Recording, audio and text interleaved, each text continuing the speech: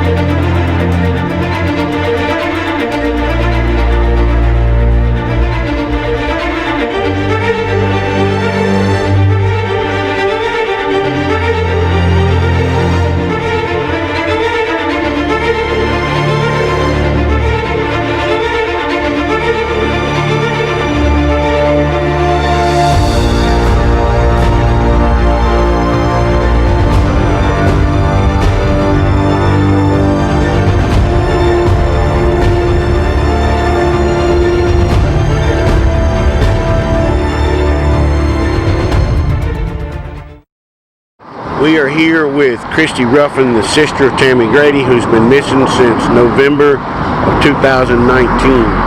She was last seen at the Heart of Wilson Hotel, getting in a cab and driving away. Christy, it's been several months. What do you think about the people who say, just step back and relax and let somebody else handle this, or maybe your sister's just run off to Myrtle Beach? Yeah, I get a lot of that. Maybe she left and went to Mexico. Maybe she left and went to Florida. I personally know with the relationship that her and I have that there's no place she would have went that would have caused her to go 269 days without contacting me. And that's how long it's been today. It's been 269 days since I spoke to her. We're coming up on her 9-month anniversary of her being gone since she's been gone. That'll be coming up in the next few days. And even though people feel like so much time has gone on and a lot of people have moved on and they forget and they think, well, it's just a cold case, it's never going to be solved. I can't give up. This is my sister and I have to keep fighting for her. And I do believe with my whole heart that there is information out there where people know where she is. They tell me how I can bring her home and how I can lay her to rest in the way that she deserves properly. She doesn't deserve it. My family doesn't deserve it. And I just pray and ask people, please just help me find her. Let me bring her home. That's all. Just let me bring her home, okay? Okay, and welcome to the Kay Files. We have with us this morning special guest, Brandon Medina. He is the Chief Deputy at the Nash County Sheriff's Department. Good morning. Good morning. Thank you for having me. So glad to have you. Thanks for being here, sir. We have Lindell Kay with the the Wilson Times. She's energetic this morning. Yeah, and the Spring Hope Times. Enterprise. And the Spring Hope. I was going to say that, but you didn't let me have time to finish. He's with the Spring Hope Enterprise and the Wilson Daily Times, y'all. Well, that's how I get to do this, because we gotta say that every day. we're gonna end the show. We're gonna spend a lot of time with the chief deputy here since he was gracious enough to be here. We're gonna end the show with part 2 of the interview that I did with Jamal Farrar.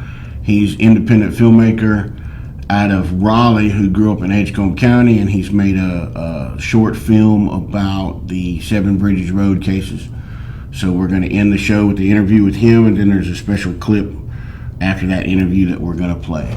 So we're here today to talk about detention officer training. Is that right? Yes, sir. It's detention officer certification course. Yes, okay. sir. All right. I stand corrected. This show is obviously this show is about unsolved murders and missing people, but we have tried since we've been on the air. 2 months now, Sandra, has it been? Mm-hmm. To educate people a little bit about the legal system and just criminal justice in general, because a lot of folks they watch CSI or whatever, and they think it all happens in an hour. That they're going to catch the bad guy and wrap it up and solve a case in 42 minutes. That's right. Yeah. And plus commercial. You're right. So when we were talking, I mean, I kind of reverse engineered this, because usually I have a subject and I find someone that can talk about it. Correct. But with you, I knew I saw a video that you did with the senior center. And of course, I've known you for 5 or 6 years, so Yes, sir. I just knew you'd be a fantastic guest. I appreciate that. And you're always busy all the time. So when I finally got a moment of your time, I said, "Hey, what can you talk about?" That's right. And that's when you said detention officer certification. So Yes, right. sir. Yes, so take it away. So, as you know, we've had some concerns and some safety issues at the jail, and one of the things that Sheriff Stone had the forethought is to send some of his command staff to detention officer certification course, and that's held here at Nash Community College. He wanted to be the first one to go as a sheriff, along with Major Misty Strickland and Captain Philip Parker, who was the jail administrator. And he participated in the class. It is 4 weeks and 2 days, so it's about 22 days long. Entirely textbook. We work out in the mornings. A lot of people don't have a lot of idea of what it takes to be a detention officer. And tomorrow we take the state exam. So myself and Lieutenant Dirk Lehman and I are part of the command staff that are attending this class, along with 2 of our employees who are also new hires. But this is the textbook that we use to go over 23 main topics to become a detention officer. Good grief. The 23 topics are vital to the role of a detention officer, because it talks about the safety and security of our detention facility. And it has been eye-opening to a lot of the new recruits, and as a tenured employee, 20 plus years. Very interesting information where you can actually see the general statute, the constitutional law, parts of of the amendments that detention officers have to know. Yeah. We're talking about the legal aspects. We're talking about contraband searches, and it all starts when you arrest an individual. So there are some certain policies and procedures not only do law enforcement have to do out in the field, yes, but there are some procedures that detention officers have to do the second an inmate comes into their facility. So a lot of the material that we learn is actually hands-on stuff. How to arrest an individual, how to put them in cuffs, how to take them out of cuffs, how to transport them from point A to point B. A lot of they become CPR certified, first aid, rescue, how to provide medical care in a jail. So if we have a emergency situation where we need to do medical care, the detention officers are trained to go forward and provide that medical care until EMS come. So this class comes from the Department of Justice. Yes, it's put through North Carolina Department of Justice through the Justice Academy. Yes. And it's commissioned by the Sheriff's Standards Commission. And it's 177 hours of actual hands-on textbook time, not including the hours that you have to put in, after hours and on the weekends, because you have to be tested for proficiency in all these exams. So you have to pass 23 exams. Then the community college, Nash Community College has a comprehensive end of course exam, Right. which we just took that this past Monday. And then Friday, tomorrow, at 9 a.m., the 8 of us will be taking the state exam for the detention officer Well, I certification wish course. all of you good luck. Well, thank you. luck. We've I know learned a you'll lot. do fine. We've learned a lot, and we have participants from Vance County Sheriff's Office. We have from Edgecombe Sheriff's Wow. Office. 3 or 4 of us from Nash County.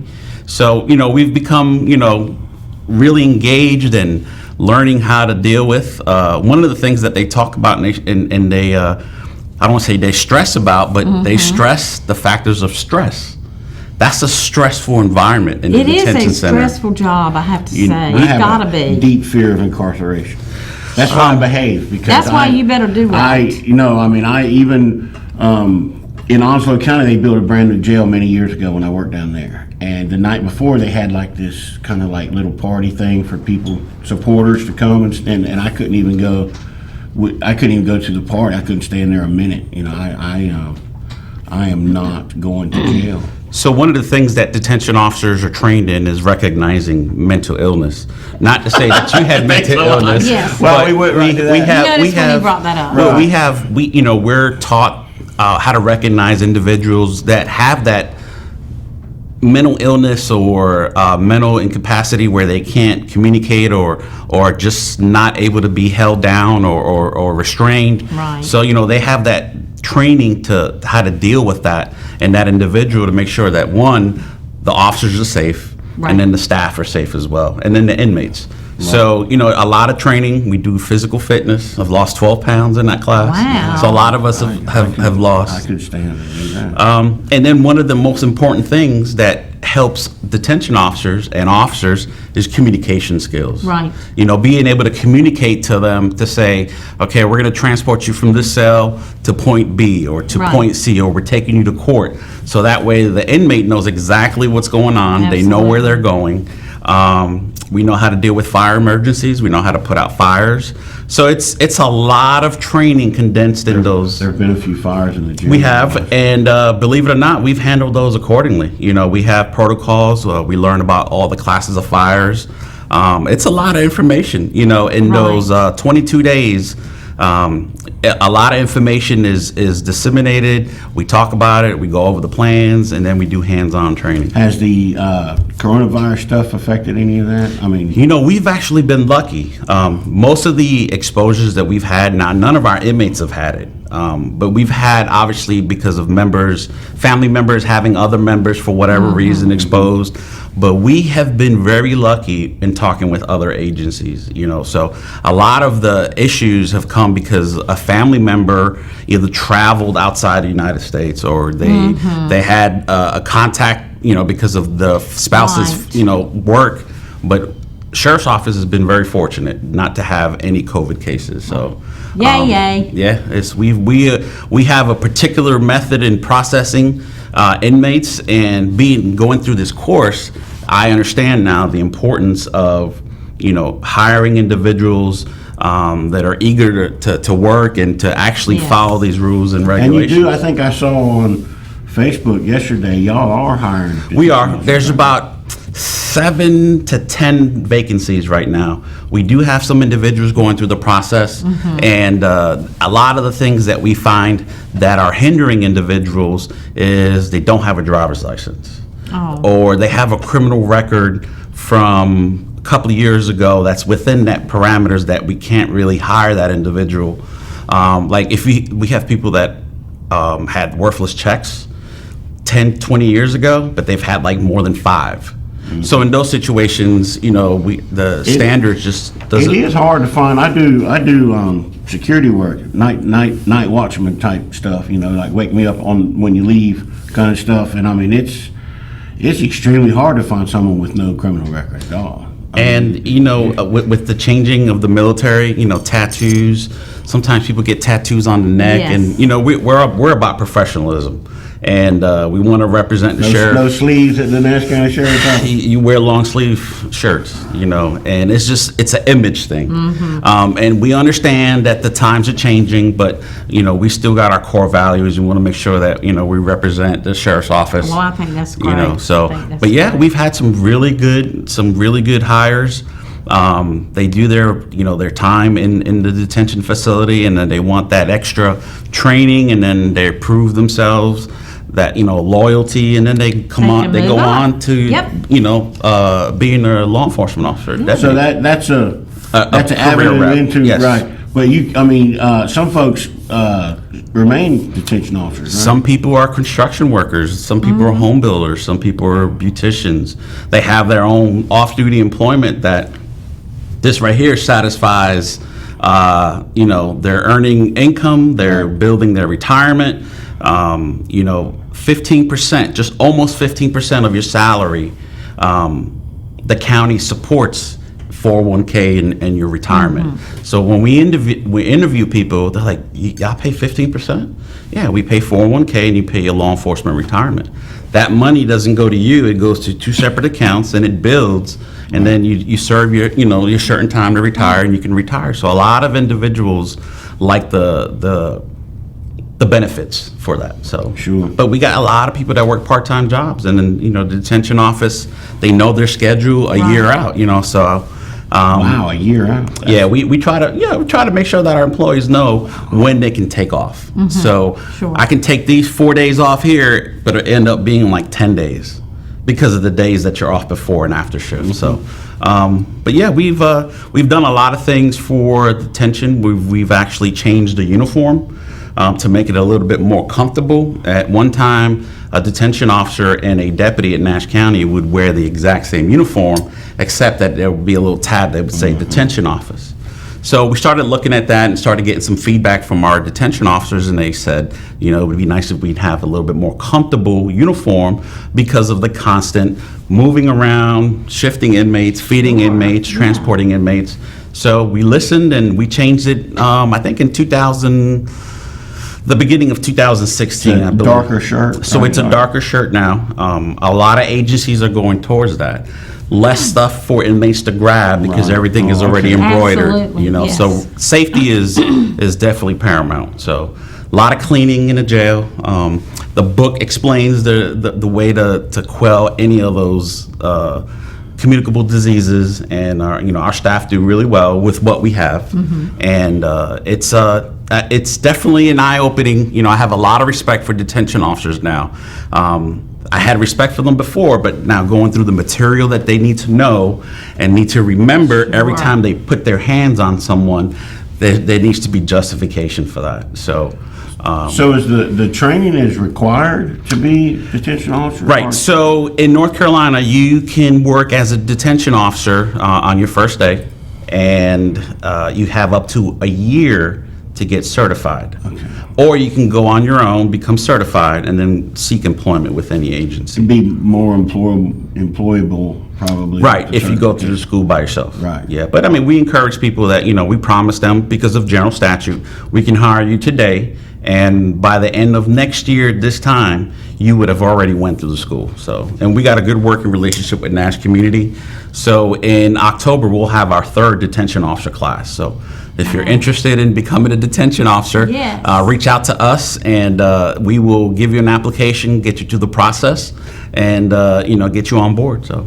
Awesome. Well, I do commend the Sheriff's Department for doing this training so that our detention officers are well-trained in what they do. So we've got to take our next break. When we come back, we're going to talk about, I'm going to ask the Chief Deputy to talk about what happens when you get arrested, the process, what's going to happen. So we'll be right back. If you recently lost your job and your health coverage due to the COVID-19 pandemic, and you think you may be eligible for Medicare, you probably have more questions than answers right now. Statewide Insurers Group, All Things Medicare, can help you with that. We can provide the guidance and the answers that you need to get the benefits you may be eligible for. Don't let this time of uncertainty jeopardize your eligibility for your Medicare benefits. Remember, relationships matter. Call Statewide Insurers Group today for the answers that you need now. 316-8166. In the market for new or used guns, look no further than Carolina Jewelry Pawn and Gun. Whether you want to buy, sell, or trade, we got you covered. While you're here, check out our large selection of jewelry. We offer gold, silver, diamond, and beautiful estate jewelry. Looking for electronics? We have almost anything you can think of. We always carry new and used guns, so come here first and shop with a local business you can trust. Carolina Jewelry Pawn and Gun, serving you for over 25 years. 443-1668, 2552 Sunset Avenue, Rocky Mount. And welcome back. And I'd like to say the K-Files would not be possible without some of our wonderful sponsors. Carolina Jewelry Pawn and Gun, Carolina Wiring Service, and Statewide Insurance. So I want to thank all three of them for being our wonderful sponsor on this program. Lindell? Since we're plugging stuff, I wanted to mention my Facebook page. I don't like Facebook. I got off of it in 2012. I've been off of it all these years, but my wife convinced me to help promote this show and all that. I need to be back on the Facebook.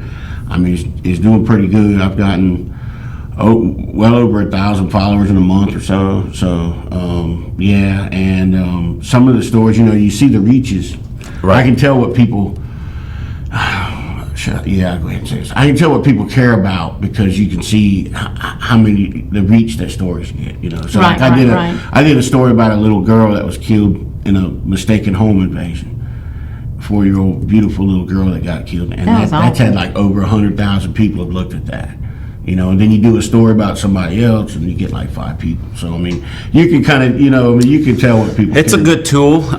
You just got to be careful. We have some people, they have freedom of speech, so when we moderate and any profanity, we try to weed out. But we have almost 35,000 followers. It's pretty strong, and we try to keep the public informed.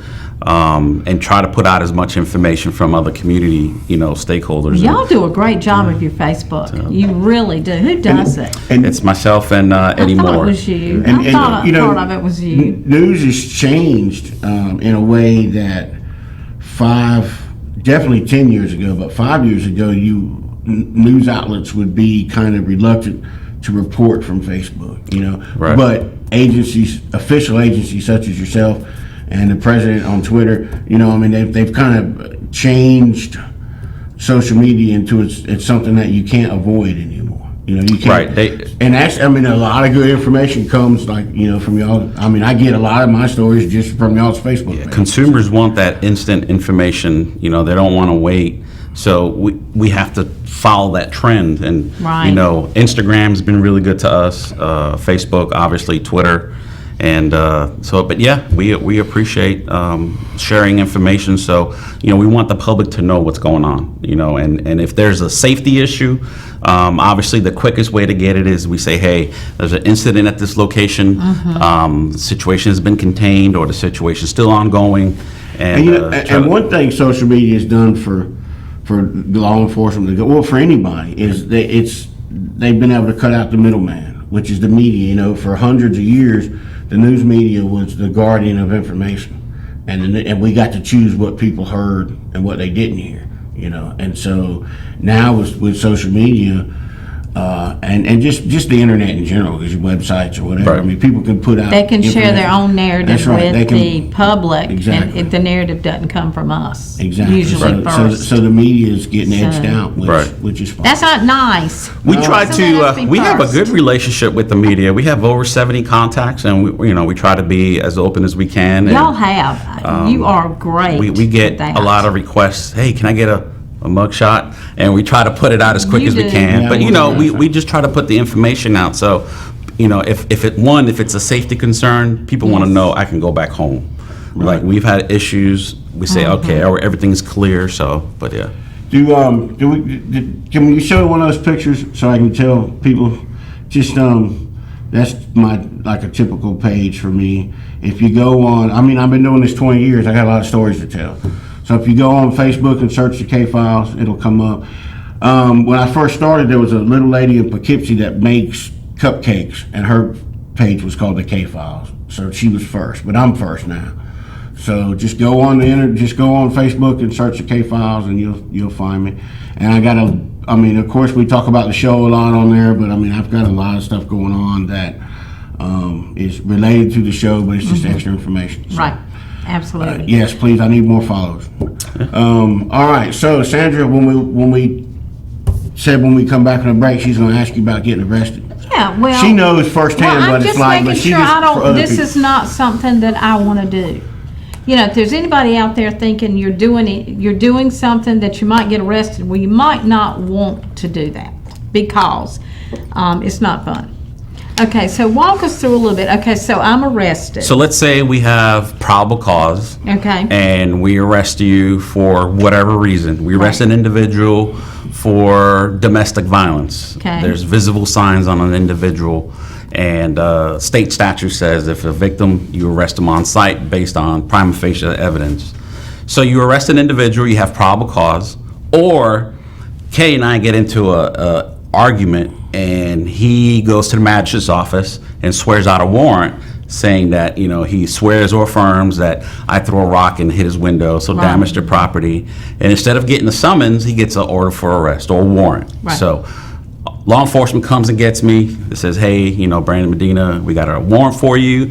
I get under arrest. They verify who I am. So one of the first things that they'll do is they'll search you. You want to make sure you ain't have no contraband on you, Right. because obviously you are headed to the jail.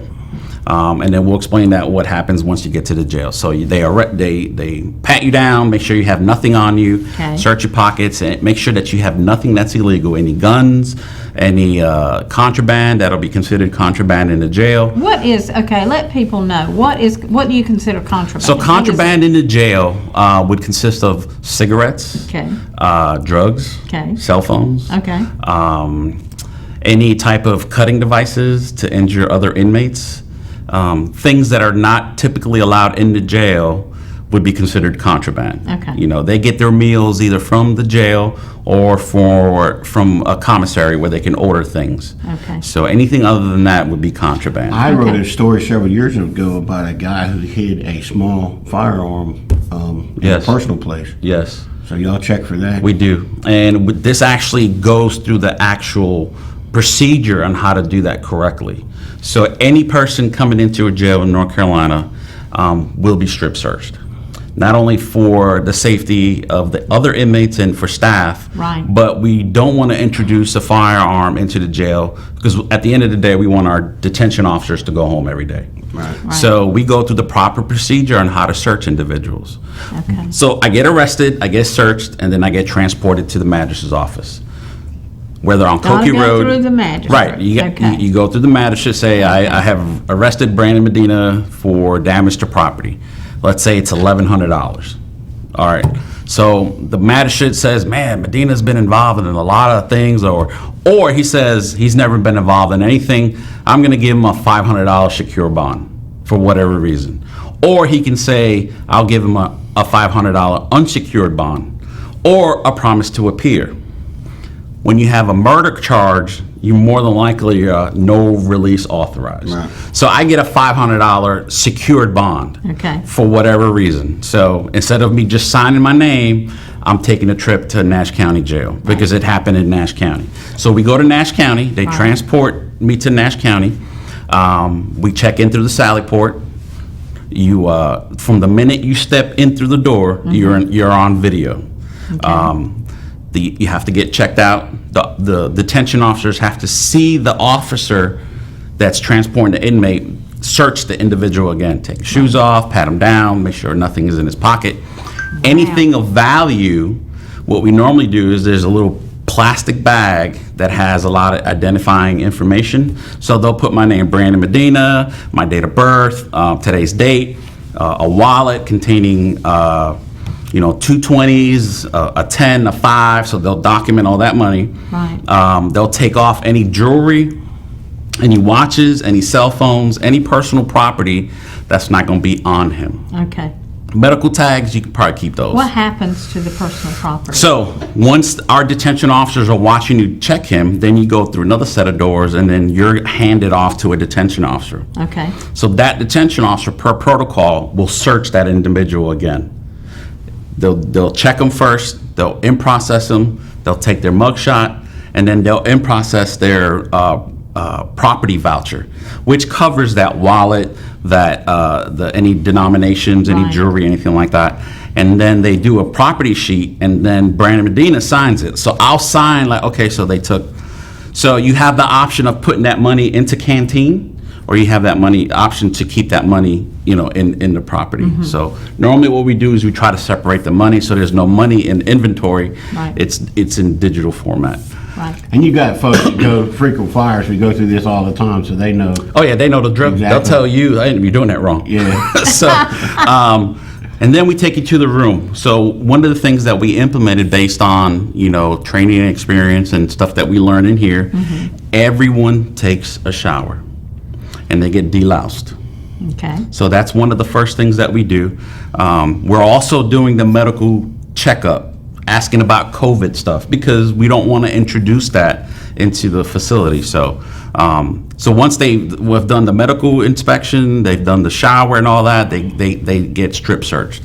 And they get looked up and down, make sure there's no contraband. If they see something that's not supposed to be in there, we have to get a medical facility. We have to get proper paperwork, search warrant, whatnot, to get a medical facility or a medical doctor to get that property out. Most of the times, by the time we get to that point, we've either noticed it or they have handed it over. Right. We call them suitcasing. They'll try to suitcase something inside in the facility. That's a very polite way to put it. Yeah, it's a very polite way to do it. Then we give them the basics: toothbrush, toothpaste, comb, uniform, onesie, jail suit, and sandals. So, and then they get assigned based on their classification. So we know they're a gang member, or they admit they're a gang member, or if they're a co-defendant and family members in there. Our classification, which we are real strong on now, we try to separate those individuals. So one, it helps us not having problems inside the jail. Right. And then they automatically go to a special housing unit. That is their introduction. They get their manual for the jail. They get explained the rules and regulations. So all these new things that we've implemented, every inmate goes through it. Wow. So it's So kind they of get a indoctrination. manual. Yeah, they get told these are the rules and regulations. So the special housing unit is anywhere from 1 to 2 or 3 days. Once they've adjusted to our schedule and our rules, then they get assigned again to a separate, they're permanent till they either go to jail, make bond, or the charges get dropped, or whatever the situation is per that particular incident. Interesting. That is Awesome. interesting. Well, I'm glad that we had you today. I appreciate it. And you've explained a lot. I learned some good stuff. Yeah. They get afforded a phone call. I know we're running short on time, but yeah, they get a phone call. They can either call their family members or bondsmen, and they do those phones, and we go from Well, there. can they make phone calls the whole time they're in there? What is it about the phone call thing? So the phone system is a contracted service, and they'll call you. So let's say somebody's calling me from the jail. 'cause you I'll get get an these automated. calls. An inmate from the Nash County Sheriff's Jail. Office is calling you. The more than likely, it's going to be a collect call. But if you put money into their canteen, they'll have allotted times. But most of the times, they're calling you so they can make phone calls. Grandma, So- come get me out of jail. We've heard that, yes. So, and we could talk about that either later, but, there's a couple of ways to get out. Property bond, where a family member puts up a property bond to see if their grandson or husband can get out of jail. I wouldn't recommend that. So property bond, if they don't make if they don't make their court appearances and they skip, more than likely you'll have some issues with that property bond. You'll lose the property. Yeah, and we've talked to a bail bondsman because we thought that would be interesting too, to come on and talk about his end of it. So I think that would really be interesting too.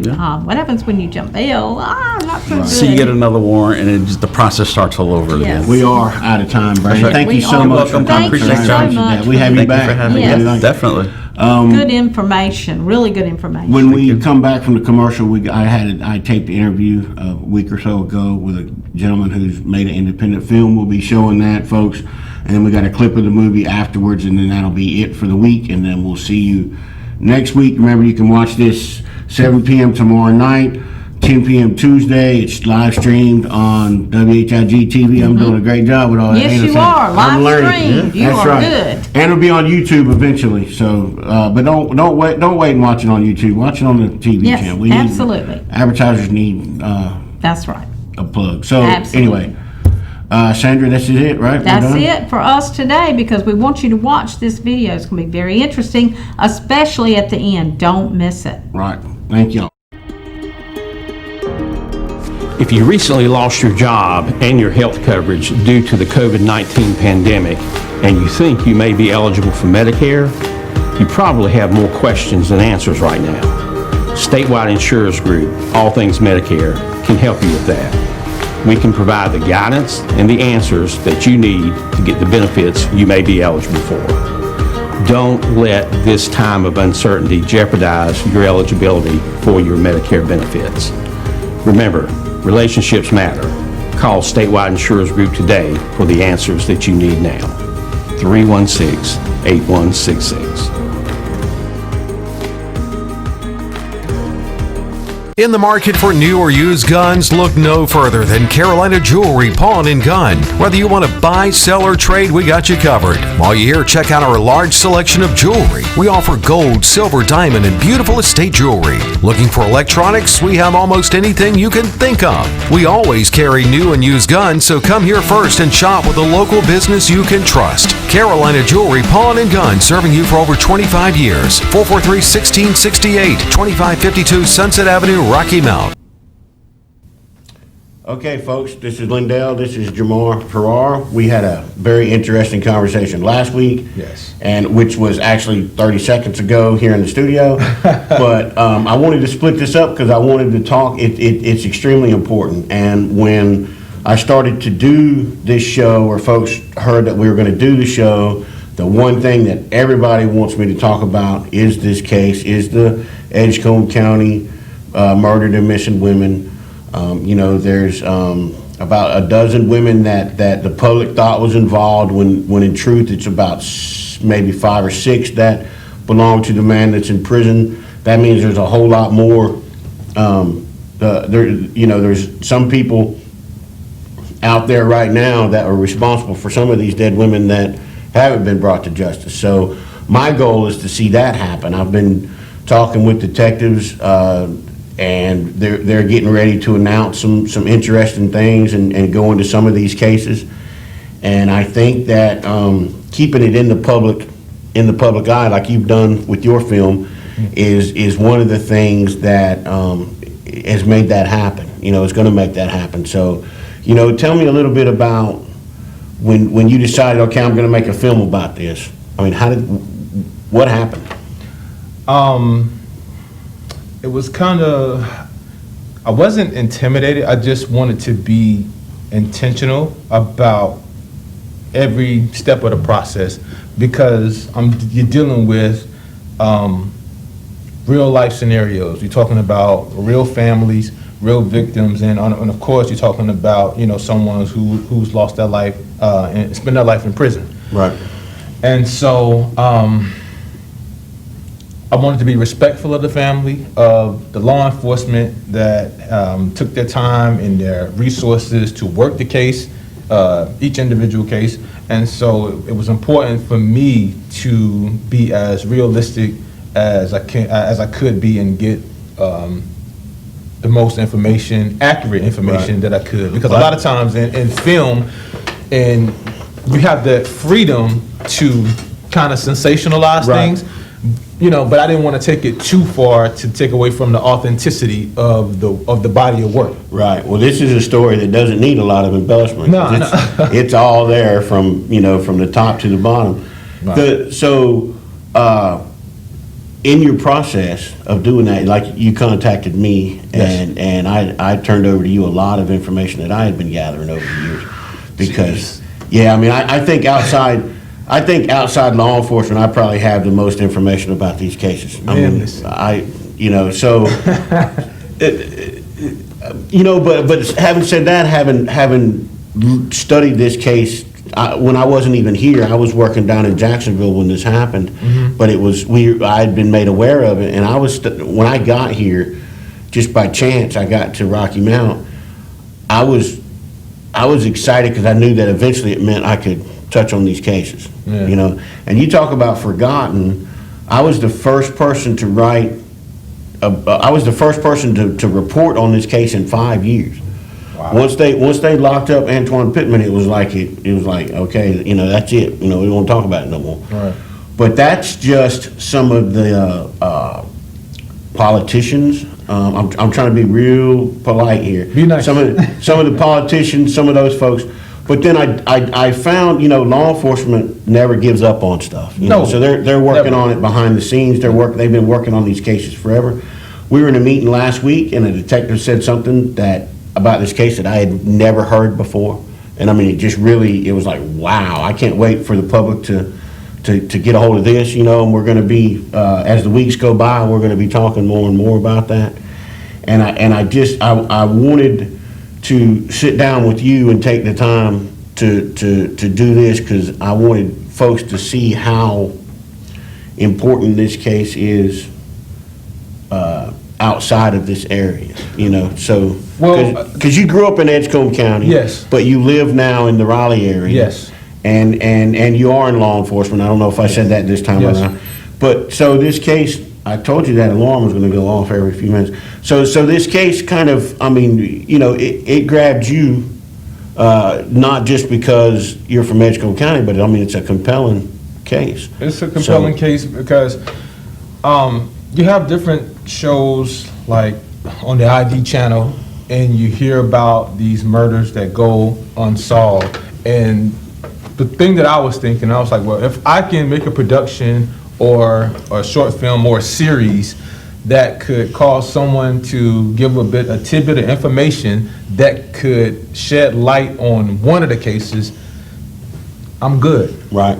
Because, like I said, a lot of times people will have a change of heart, and they'll remember some things that happened, or give tidbits of information that could help law enforcement close the case. Right. And Absolutely. to me, that's and if anyone I think one thing that your film does is that it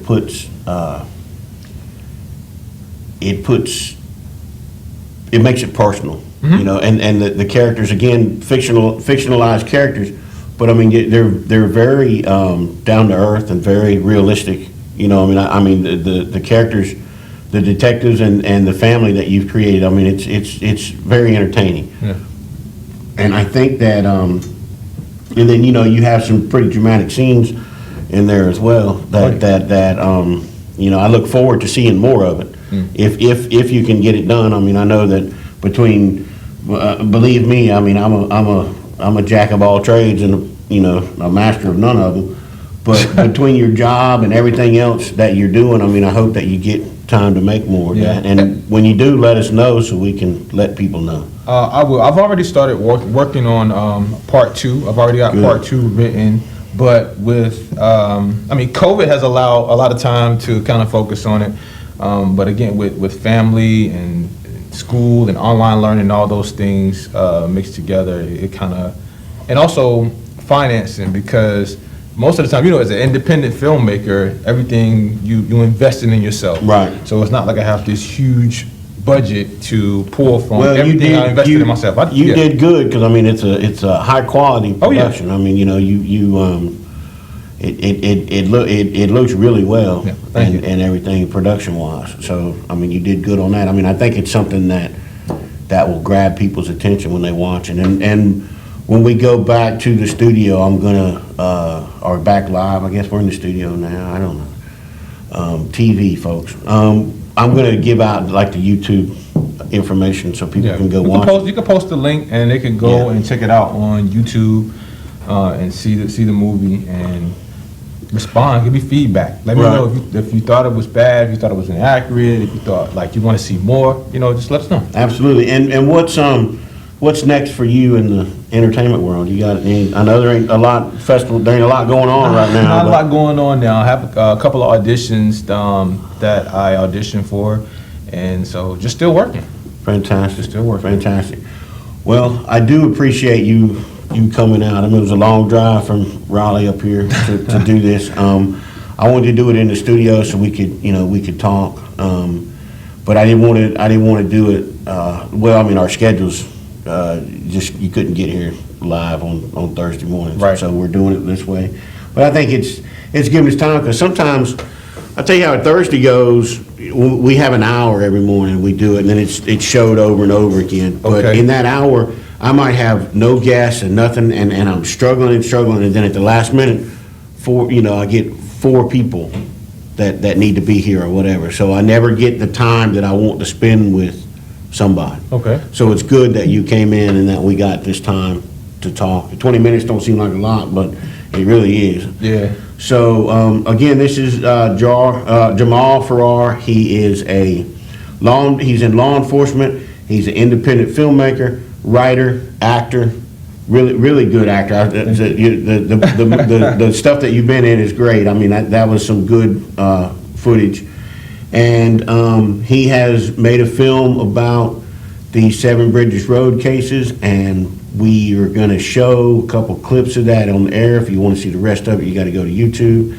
And I appreciate what you've done. I was inspired. I was at a point where I was almost ready just to give up on this whole case because Yeah, you were. it's a daunting situation. I mean, it's especially a couple of years ago, things have gotten a lot better now. But a few years ago, it just seemed like I was the only person that seemed to care. Outside law enforcement and the families, of course.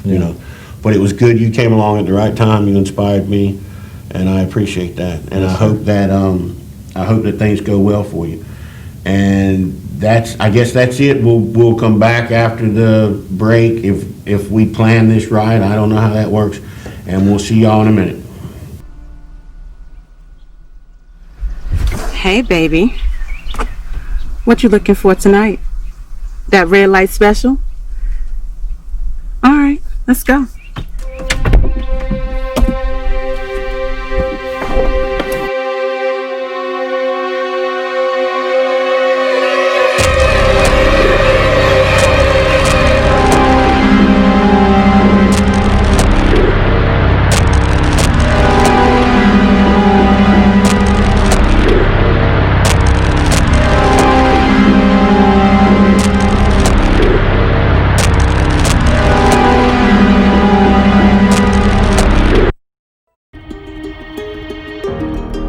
If you recently lost your job and your health coverage due to the COVID-19 pandemic and you think you may be eligible for Medicare, you probably have more questions than answers right now.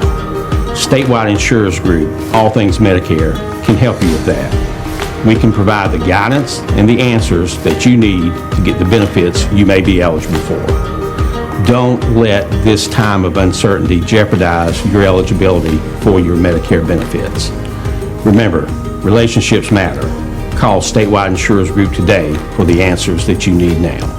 316-8166. In the market for new or used guns, look no further than Carolina Jewelry Pawn and Gun. Whether you want to buy, sell, or trade, we got you covered. While you're here, check out our large selection of jewelry. We offer gold, silver, diamond, and beautiful estate jewelry. Looking for electronics? We have almost anything you can think of. We always carry new and used guns, so come here first and shop with a local business you can trust. Carolina Jewelry Pawn and Gun, serving you for over 25 years. 443-1668, 2552 Sunset Avenue, Rocky Mount.